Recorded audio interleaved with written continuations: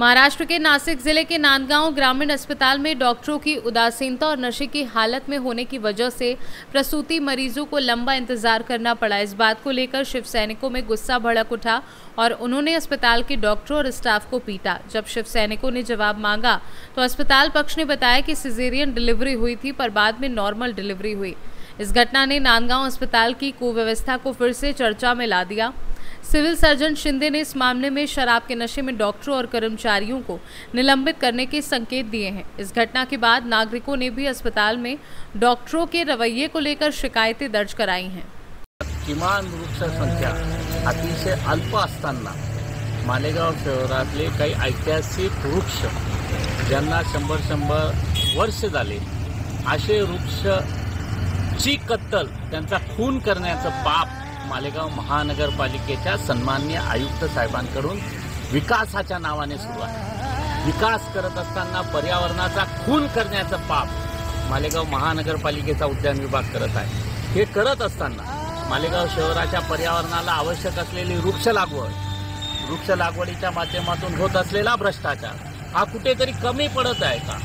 हा भ्रष्टाचाराचं मिळणारं इन्कम हा कुठेतरी कमी झालंय म्हणून रस्ता रुंदीकरणाच्या नावाने रस्त्यात अडथळा येतोय असं म्हणून चांगली वृक्ष मोठी वृक्ष डेरेदार वृक्ष तोडण्याचं पाप गेल्या काही दिवसांपासून मालेगाव शहरात सर्रासपणे सुरू आहे। माझ्या माहितीनुसार मालेगावात मोठी 4 ते 5 मोठीची झाडं आहेत त्यांचा ऐतिहासिक संदर्भ आहे असलेले झाडं आहेत। ते झाड त्यांनी अवघ्या 2.5 मिनिटात पूर्णतः मुळासकट तोडलेलं आहे आणि ते तोडल्यानंतर त्यांनी इतर जे काही झाडं आहेत दुसरे त्यांनाही ऐतिहासिक दर्जा हेरिटेज आहेत ते सुद्धा तोडण्याचा प्रकार त्यांनी चालू केला होता। त्यांना ते थांबवल्यानंतर त्यांच्याकडे परवानगी मागितल्यानंतर ते निरुत्तर झाले। त्यांनी कॉर्पोरेशनचे जे अधिकारी निलेश पाटील त्यांना फोन लावला। मी त्यांच्याशी फोनवर बोललो ते म्हणे मी काही याला परवानगी दिलेली नाही, मला काही माहिती नाही। गांगुडे साहेबांना फोन केला। गांगुडे साहेब म्हणे की ते रस्ता रुंदीकरणात येत असल्यामुळे मग त्याचा ठराव द्या, त्याचं काय आहे, परवानगी घेतली का तुम्ही? कारण की हेरिटेज दर्जा असलेल्या झाडांना परवानगी ही हायकोर्टाकडून घ्यावी लागते। मग हायकोर्टाकडून तुम्ही काय परवानगी घेतली का? इथल्या स्थानिक न्यायालयाकडून परवानगी घेतली का?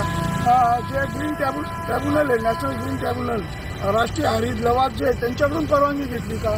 ती कुठली परवानगी त्यांच्याकडे नाही आहे। आणि फक्त नासिक से सीनू संवाददाता सुनील सोनवड़े की रिपोर्ट।